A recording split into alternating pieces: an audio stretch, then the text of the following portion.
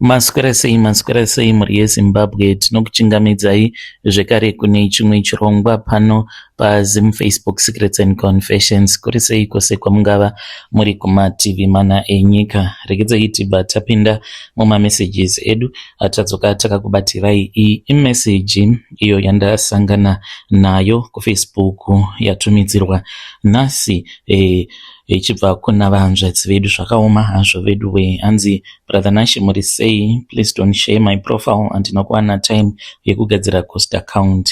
I did not even plan kuti ndinge ndichuya neconfession yangu ende ndanga ndisitomborina kana tarisiro yekuti nyaya yakadai ndingaitaura zvanhasi. Saka this morning ndati nditori pabasa, ndanga nditori busy ndichitoclean hangu mubathroom. Ndinoshanda kuno kuSenton as a maid. Saka ndabva ndachizoti ndakateerera confession iyo yamakaposta. Saka ndinowanzo kuteerera maconfessions pandinenge ndiri kubasa. Mamwe ndinodownloada ndichiteerera zvekare ndiri kumba machannels akasiyana siyana. Ndati ndichiteerera confession yemunhu anga achiti pane minga dzinopa vanhu motikari. So ndazoti ndava halfway through the confession ndengonzwa kungoti wii munzeve dzangu, ndikatanga kunzwa dzungu, ndikatombobuda panze ndikagara pasi. Saka madam vangu vatombondibvunza kuti sei ndiri kunzwa dzungu. Vakafungidzira kuti maybe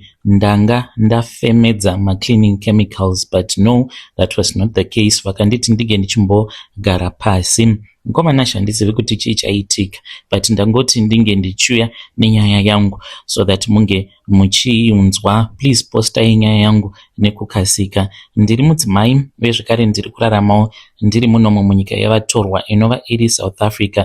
Ndinoshanda samaid munomo muJohannesburg.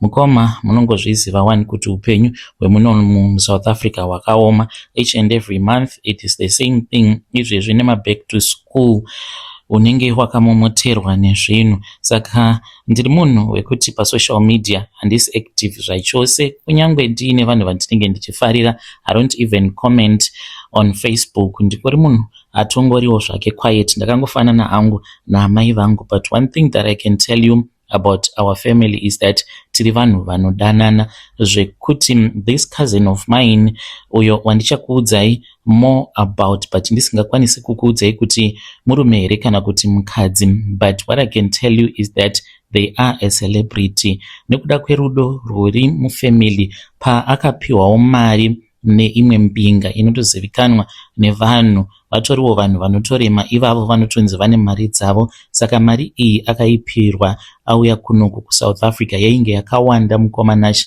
akaishaya kuziva kuti oita sei nemari yainge yakawanda kudaro. Like mari idzi dzembinga hauna chimwe chinhu chaunokwanisa kuita nayo mari iyoyo than kungotenga iwawawo mazimotikari. Because I still remember achitoperekedzwa akatoenda kunotenga motikari. Akaita zvekunotenga motikari paThe Dome kana muchipaziva, nemari yainge akapiwa because yainge iri mari yakawanda apa iri cash. Zvekare vakabva vachizotenga motikari, akazoti yagadzirwa mapepa ayo ndokubva yachizoendeswa kuZim, but vakashandisa umwe muIndian. Hameno madhiri avakaita nemuIndian, mari yacho ikaiswa muaccount yemuIndian. Saka this person is very close kuZimbabwe. Anotozivikanwa a celebrity muZimbabwe. Sezvandataura kuti handikwanisi kuti ndige ndichitaura kuti murume here kana kuti munhukadzi, uye zvekare ucelebrity hwake kuti muimbi here kana kuti anoita zvekuacta. I'll just say kuti munhu anozivikanwa, munhu atoriwo nepage rake rakatokura kuFacebook ende vanhu vazhinji vanotomufollowa zvekutodaro. Saka motikari yaari kutoshandisa izvezvi, motikari iyoyo yakazotoita zvekutogezwa nemukaka namadzibaba vakatibatsira isusu, because motikari iyoyo yakangoti mushure mekunge amai vake vanova vari amainini kwandiri vashayika, motikari ndokubva yatofa. Apa yainge iri motikari yainge ichiri in good condition nekudhura kwayakaita.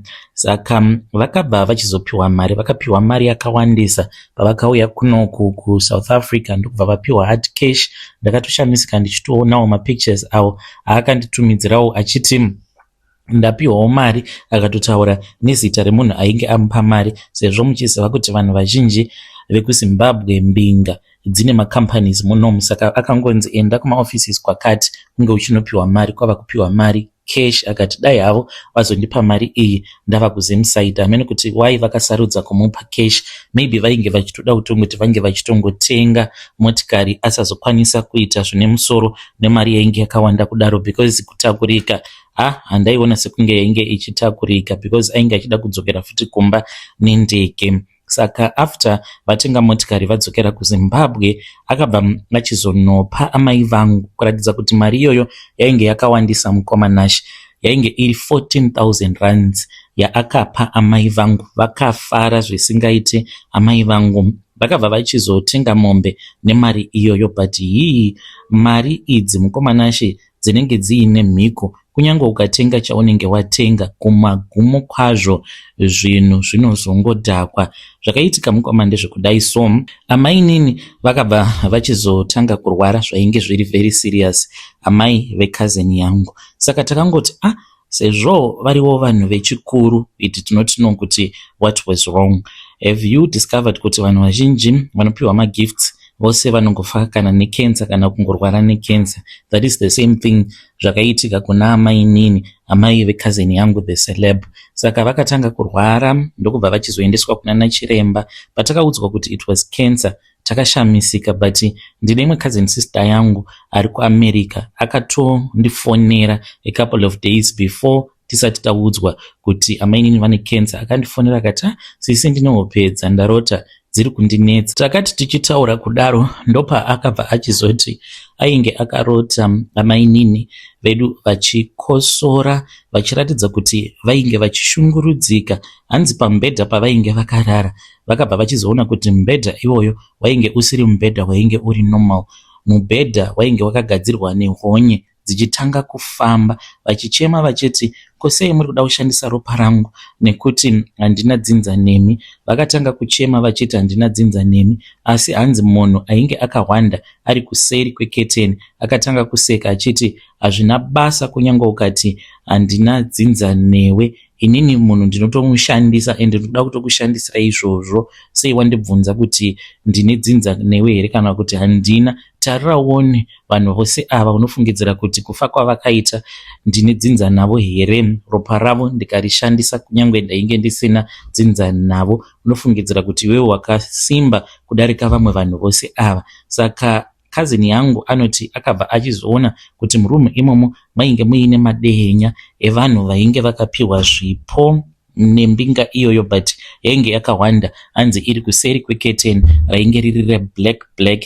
Ainge asingatokwanise kutoona kutoti munhu wacho ainge ari munhu akaita sei. Saka hanzi amai nini vakabva vachizotanga kudyiwa nehonye vachichema vachiti ropa rangu kani, ropa rangu raendeswa kumabusiness, ropa rangu kani raendeswa kumabusiness. Vachichema kudaro hanzi vainge vachitaura vachidanidzira zita rekazini yangu the celeb one. Saka after arota upe idzodzo anoti akazovhunduka, but akatoona kitsi. Hanzi akaona kitsi yainge yakagara pawindow rake, zvinhu zvakatomunetsa.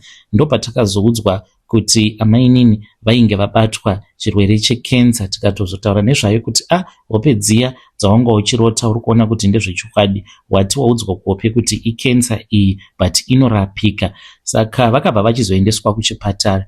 Mari iya yainge ichiripo, nekuti isusu patakazoenda kumasowe tichizonobetserwa takatoudzwa kutoti matogona imimi, ende Mwari vakanaka mukomanashi.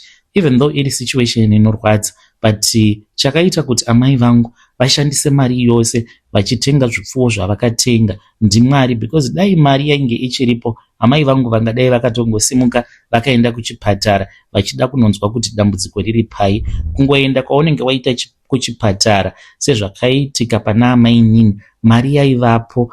Iyi kazeni yangu akaona kuti sezvo ndiine mari yakawanda kudai, amai vangu ndava kumhanya navo kuchipatara, achifungidzira kuti zvimwe kuda kwainge kuri kutonatsa, but asingazvizivi kuti ainge ava kutochekeresa amai vake, nekuti mishonga yembinga yacho inokonekta kana wangoenda kuchipatara, then unenge watova padhuze nekuzochekereswa. Amai nini vakashaika. Amai nini vashaika kudaro, amai vangu vakatanga kurota hope. tichitori parufu because takazotoenda kumusha tiri parufu kudaro, vakandiudza vakati Chiedza mwanangu, ndine hope dzandiri kurota umwe munhu wandisingazivi but ane face yeblack akahwanda ari kuuya ondibata obva andikandira mugomba. Pandiri kukandirwa mugomba ndiri kunosangana namainini vako, ivowo vachitochema vachiti ropa rangu riri kushandiswa kumabhizinesi hameno kuprazi kwavainge vachinzi vainge vachishandiswa mubhizinesi. Saka ndakati mama, nyaya yamuri kundiudza ikai ndopandakabva ndachizovaudza hope idzo dzandainge ndakaudzwa dzainge dzakarotewa nekazeni yangu iri kumhiri kwemakungwa, because ainge akati usaudza vanhu because mangwana zvinozonetsa. After ndavaudza hope idzodzo, mama vangu mukoma havana kuzoregedza kufamba, vakatanga kufamba vachiendawo munzvimbo dzakasiyana-siyana vachibatsirwa. Saka tichifamba, ivo amai vangu vachifamba, mufamily it's obvious munenge muine madivisions. Saka taingoita zvinhu zvedu tiina amai vedu tisingaudze vamwe vanhu kuti isusuka tava kutotanga kutofamba because amai kakurwara kavava kuita akasisiri normal. Saka takafamba, and I want to confess kuti semuKristu takatoenda kun'anga. Taenda kun'anga tikabva tachizoudzwa kuti pakaitika mistake. Takanzi maoko edu ainge akasviba. Munhu akatibatsira mukoma, munhu iyeye anotozivikanwa in'anga inogara ichitobatsira vanhu zvinotofarirwa nevanhu vakawanda, zvinhu zvake zvinotooneka kuti hazvisi zvefeki. Saka tabhadhara mari zvikanzi apa hapana kumira zvakanaka, maoko enyu awa anoratidza kuti akasviba, mune mari yamakabata imimi imari yeurombwa, makaromba kaimimi amai. Saka matare acho akamboita sekunge ainge arasika. Saka hanzvadzi dzangu dzainge dzava kutoti munhu uyu anoziva here zvaari kutaura because amai havana kuromba. Saka achitaura, tichitaura naye, takazonobetserana naye tikamuudza kuti no, amai vane mari yavakapiwa. Mari yavakapiwa yainge iri 14,000. Akati ndokusaka ndanga ndichikuudzai kuti maoko enyu akasviba imimi, mune mari yamakabata yeurombwa ende mabata mari iyoyo yose makaishandisa ikapera. Ndokusaka amai ava vachiri vapenyu. Dai vainge vakazoshandisa mari iyoyo sezvavainge vakanzi vanofanira kuti vange vachizoita kana vatanga kurwara vobva vaenda kuchipatara, vainge vachazobayiwa injection. Vabayiwa injection inenge itori injection yekuti zvinhu zvemunhu iyeye ane mari yamakazopiwa imimi amai zvinge zvichizokuloketai, ende kana zvaziva pamuri zvotanga kusvetai ropa, mobva machizonzi mune kenza, mobva matofa, mainge musingazopori nekuti zvinhu zvacho zvinenge zvagara muropa renyu zvichikudyai pashoma nepashoma. Amai vangu vakatanga kuchema. Takabvunzwa nen'anga iyoyo kuti zvipfuwo zvatainge takatenga zvainge zviri zvingani tikataura. Vakabva vati zvipfuwo izvozvo taifanira kuti tinge tichizozvirasirira mugomo. You can imagine mukomana acho kuti after mubereki wako atiwo ndatenga zvipfuwo pamusha, because pamba pedu mukoma chataingova tiinacho dzainge dzingori mbudzi chete. Saka vakabva vatengawo mombe dzavo 3 ndo dzainge dzatovawo mudanga. Tava kunzi tikufana kuti tinge tichidzirasirira. Takabva tachizodzokera kuvillage kwedu, mombe idzi dzikatiniwa nehanzvadzi dzangu vakanodzisiya mugomo. Mangwana acho makuseni takamukira tikaendako kugomo. Zvakatishamisa mukomanashi because takaona mombe idzodzo dzainge dzakaurawa kudaro. Mukomanashi hadzina kuurawa nezvikara zvesango. Why ndichidaro? Because hakuna chikara chesango chinongouraya mombe choita zvekuivhiya kuita mapisi iwawo mukoma ainge akaradzikwa so kuita mulaini mombe dzose dziri 3. Asi chatakashaya miswe sezvatainge takaudzwa nen'anga iyoyo kuti muchaenda muchanoita zvandakuudzai, asi muchashaya miswe yemombe dzenyu. Mukaona zvaitika izvozvo zvinenge zvadzokera kumuridzi wacho, but zvichadzoka zviri very powerful. Asi ndichakuudzai mushure mekunge mazoenda mukanoita zvandakuudzai. Nekuda kwekuti tainge tisina mari, takazovafunda tikavaudza kuti zvechokwadi zvavainge vakataura zvainge zvaitika. Vakati dzokai kumatare, but mari tainge tisisina, kana mari yebhazi tainge tisisina manje. Takati toita sei? Takazodzoka kubasa. Tadzoka kubasa kunongo kuJoni, amai vangu vakatanga kurwara mukomanashi. Ndaigara ndichingochema kuna Mwari ndichiti, Mwari ndichengetereiwo amai vangu vakwanise kuzoona vazukuru vavo vachikura. Saka there was someone akazongoti kwandiri, dai mamboita zvemaprofita, sezvo uchiti pamakaenda kun'anga mari yacho yamakaudzwa hamuikwanise kuti munge muchiiunganidza, tsvakai muprofita anokwanisa kukubatsirai. Saka ndakabva ndachizotanga kutsvaka muprofita. Takabetserwa nomumwe muprofita anogara muno muJoburg. Muprofita uyu ndewe kuMozambique. By then mukomanashi ndainge ndisisina basa nazvo kuti munhu ari kutibatsira simba rake rinobva kupi. Saka takazoenda, this we did again in secret. Takaendako, tasvika kwamukoma, ndopatakabva tachizoudzwa same thing zvatakaudzwa nevamwe sekuru vanozivikanwa nevanhu vakawanda. Tikabva taudzwa zvakare kuti tainge takagona kurasirira kwatainge takaita zvipfuwo zvatainge takatenga nemari yeurombwa. Zvinhu izvozvo zvainge zvakatotsamwa ende zvainge zvichitoda kutoti zvinge zvichitouraya amai, zvinge zvichizonwa ropa raamai, because hanzi zvinhu zvacho zvakawanda. Uye zvekare sezvo vari vanhu vane mari dzavo, ivo mukuromba kwavo kwavakaita kwakatosiyana nekuromba kunoita vamwe vanhu vachichekeresa hama dzavo. Vamwe vane urombo hwekuti vanotongoshandisa ropa revatorwa mushure mekunge vavapa magifts nezvipo. Tikati zvinotoita sei? Takaudzwa kuti 14,000 iyoyo taifanira kuti tinge tichizoiunganidza. Kana taiunganidza 14,000 iyoyo taifanira kuti tinge tichizoenda tinge tichizonoirasa kumapopoma kana tadzokera kuZimbabwe. Takaona kuti munhu uyu ari kutaura chokwadi, because dai ainge achida kungotibira mari angadai akati ndinoenda nemi kunoku kumapopoma ekuno kuSouth Africa munorasa mari ozodzoka zvake achiitora. Akabva achizoti ndinoda kuti munge muchitenga coin, asi macoin awa anodhura, coin racho rinoita 2,000. Saka ndo mari yatakatanga kuwana 2,000 rands. Vamwe mukoma vangu vainge vaine mari, ndokubva vataura nemudzimai wavo, mari ikabuda tikabva tachizomuitira e-wallet ye 2,000 rands. Vakabuda nehanzvadzi dzangu, havana kumbofamba vakaenda kure, vakabva vachizodzoka. Hanzvadzi yangu yakati vakange vaenda pashopu yomwe muNigerian anoita zvekutenga nekutengesa magold coin, ndokubva tatoratidzwa coin ra1930 iro ravakatengeserwa, ndiro ratakanzi taifanira kuti tinge tichizoisa pamusoro pemari yatainge tichazoenda kunorasa kumapopoma. Takazotanga kushanda mukoma. Kuna chinhu chinorwadza sekushanda uchiunganidza mari yakawanda kudaro muchiziva kuti imari yamuri kuenda kunorasa kumapopoma. Takashanda tose sevana vanyamunhu tiri 4 kudaro.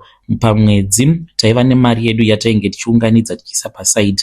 Takazoti mari yakwana, apa tainge takanzi inofanira kukwanirana kuita 14k pasina kana mari yatinoshotesa. Yakwana mukoma, ndopatakabva tachizosimuka tikabva tachizoenda kumusha. Tasvika kumusha, by then amai vainge vasingachatogoni kufamba zvakanaka. Kusaidi rekuleft uku vainge vatova nemabed sores. Kumashure kwese uku nekumusana vainge vava nemabed sores, vachiita sekunge vari kudyiwa nechinhu chainge chiri mumuviri mavo. Ndakachema, but ndikanzi ndainge ndisingafanire kuti ndige ndichichema nekuti hazvitendedzwe kuti ucheme munhu anenge achirwara achiri mupenyu. Saka taifanira kuti tinge tichizviita usiku. Amai vangu vakarwadziwa mukoma, vachirwara kudaro. Amai ndivo vaifanira kuti vange vachizonorasa mvura iyoyo kumapopoma. Saka kubva kuvillage kwedu kuti tinge tichizosvika kune gomo iro rine rwizi rune mapopoma munotofamba kuda about 2 hours. Apa tainge takanzi hatifanire kuti tinge tichihaya motikari, taifanira kuti tinge tichifamba netsoka. Takafamba mukomanashi. Hanzvadzi dzangu vaichinjana kubereka amai, plus vainge vagadzira chistretcher chematanda, ndo chavaimboita vachishandisa kana vaneta, asi dzimwe nguva vaimbopota vachichinjana vachibereka amai. Takafamba for more than 2 hours semhuri nevaroora nevazukuru zvekare nevanawo vedu isusu. Ndokubva tachizoti tasvikako amai vakawana simba, ndokubva vachizokambaira, because vaifanira kuti vange vachizviita vari vega, vakabva vachizonotsika mvura. Ndikangoti vakangonorara mumvura mukoma because vainge vakaneta. Ndokubva vataura zvatainge takaudzwa nemuprofita kuti vanofanira kuti vange vachiti, mari yenyu ndadzosera kwamuri, njuzu dzemvura chindibatsiraiwo kuti munge muchibvisa izvo zviri mandiri. Handisi kuda kuti ropa rangu ringe richizoshandisiwa nevanhu vasina ukama neni. Mari yavo chindisvitsiraiwo kwavari, muti aiwa ndinotenda nemari yamakandipa, asi handisi kuida. Saka vakabva vachizorasira mari iyoyo mumvura, ndokubva vachizokandira koini mumvura. Vakataura zvatainge takaudzwa kuti vange vachizotaura kana vava kukanda koini mumvura.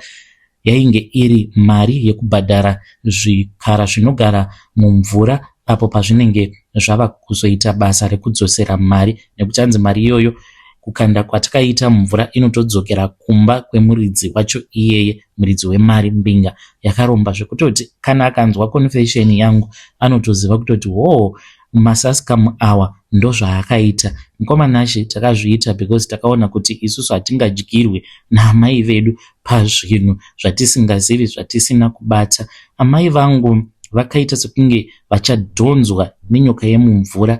Kune nyoka yemumvura mukomanashi iya inoshandiswa nevanhu vanonzi vanoita zvemanjuzu. Takaiona yainge ine pamusana payo apa painge pakaita kunge gold. Yakatanga kufamba ichimhanya ichiuya painge paina amai. Vakangoridza mhere vakati, vanangu kane ndava kuenda. Ndokubva vamwe mukoma vangu vakaita sekunge vainge vagarwa, vakamhanya vakanozvuzvurudza amai, vakatokuvara amai because vakarovera paruware. Nyoka iyoyo takatoiona yakazoti yasvika padhuze kwatainge tiri ndopa yakazokona, but iri mumvura. Haina kumbogara yakaburitsa musoro wayo mumvura, yaingova iri mumvura tichitoiona. Yainge yakakura mukoma, kudai yakaita about 10 minutes uchingoona kuti nyoka iyi ichiri kungokona iri kudzokera kwayabva. Yainge yakareba ndokubva yachizongonyangarika. Pakazoita kakubvongodzeka kwemvura, tikaziva kuti zvainge zvaita sezvatainge takaudzwa nemuprofita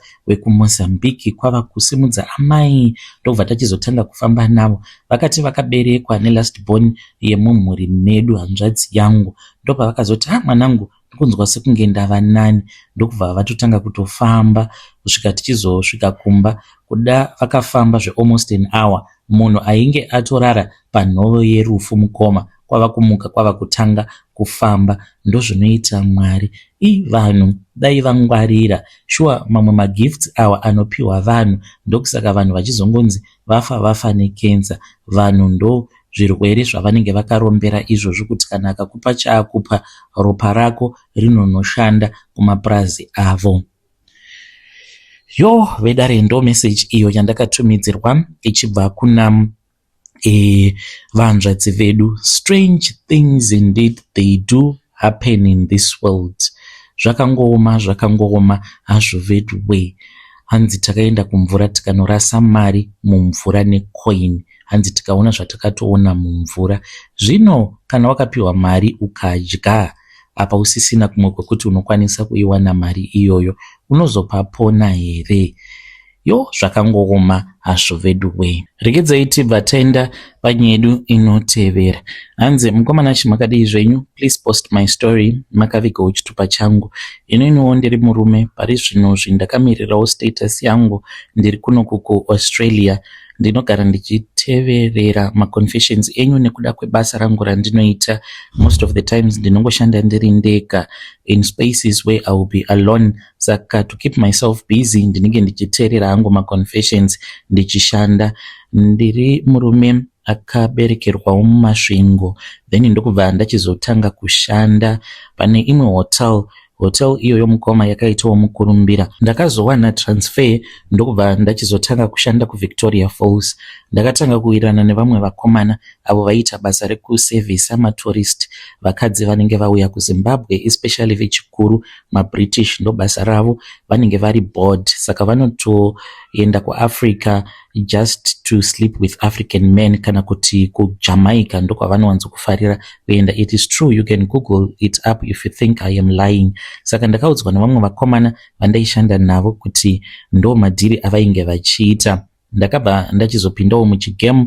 Already I was a handsome man, vakadzi vakawanda vainge vachitondichiva, plus ndakatemererwawo nyora dzekudiwa nevanhukadzi. Saka the opportunity came mukomanashi pandakasangana nemukadzi uyo ainge aine 64 years. She was a British citizen, she was divorced, lonely, and she was a pensioner. Akauya woku Victoria Falls, ndokubva angotanga kungonditarisa. Ndakaenda paainge ari, even though she was being saved by another woman. Ndakangoita movements angu, akatozviziva kuti ndainge ndatonakirwa nezvake. Saka kwandiri it was just a transaction. Handina kunge ndakambozvipinzawo mumusoro kuti ndikazosvikawo pakuwana citizenship. Saka takabva tachizorara tose. Akati zvandainge ndamupa zvainge zvamufadza. Akati kwandiri ndiri pamusoro pake, if you behave very well, papers will follow. Ndakangoti alright, it's bore, but I had had this several times after performing for British Woman, but kakangwara manje. Kanozoti kana kadzoka kunoku kakati du kufunga kwabva kati muAfrican uya ndikamuunza kunoku anozondiwachisa. Saka to my surprise, when she returned back to the UK, we kept on talking. Mukoma, we kept on talking, and ndopa akabva achizondiudza kuti ainge achida kuti ndinge ndichizova murume wake. Ndopa ndakatanga manje kufunga, ndikati inini I am a young handsome guy, ndozoonekwa ndiini chembere. By then she was now 65. On her birthday akauya kuZim and we slept together, and she was pretty old. Mukoma, varungu vanochembera vasiyana nevanhu vatema vekuti at 65 ngochitona kutoti iyi ichiri simbi yebasa. Kana vari sevarungu, mukoma by the age of 65 anenge ava ma1. Kana akabvisa hembe ndopaonana kuti munhu haatochiviki zvekutodaro, rinenge ringoriwo ganda jena. Zvinonakidza kana usati wapinda mumari, uchiri nenzara iya yekuAfrica yekuti ndoda kuuya kuchando. Mukomanashi takabva tachizochata. It was a private wedding. Handina kutoda kutoti vabereki vangu vange vachizviziva. So we started the paperwork. Mukoma, everything, my bank statement, photos, shared addresses, and that was when I also came to the UK. Ndewanzokuya as a visitor, and it was so nice. Saka mukomanashi ndakati ndava kugara kuno permanently, ndopa ndakatanga kuona kuti no man, chembere iyi yakura, and aigara achingoda kuti ndinge ndichita bonde naye. Saka I was no longer performing because ndainge ndisinganakirwe nezvaindainge ndichiona kumberi kwangu because of her age. Saka ndainge ndava kurelaya pamapirizi maViagra awo andainge ndichinwa in secret. Ndakaona kuti zvinhu zvandainge ndichiita zvainge zvava kundikanganisa. Apa ainge ava kurwara, ndainge ndava kungogara ndichimuperekedza kuchipatara at all the times. Ndakabva ndachizoti ininika handisi kuda kuti ndinge ndichiramba ndakagara nayo chembere iyi. Handina kunge ndakaziva kuti vana vake they were suspicious because of our marriage. So vakatanga kundifollowa, but ndainge ndiri munhu ainge akangwara. Mukomanashi ndakabva ndachizotanga kudanana nevamwe vakadzi maZimbabweni uye zvekare nevamwe vakadzi varungu. Ndava kutotsvaka munhu wekuti ndikadivorsa this one ndobva ndatopinda mune imwe marriage, ramba ndiri kunongo kuchando.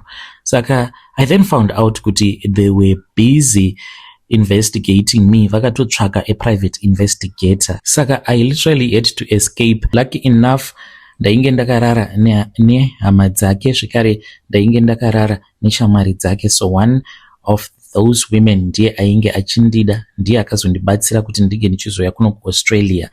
Before she passed away, she used to visit me a lot. Saka ndiye akandibatsira, akandiudza dhiri rose rainge riripo vainge vachida kuti ndinge ndichizosungwa. I escaped the country ndikauya kuno kuAustralia.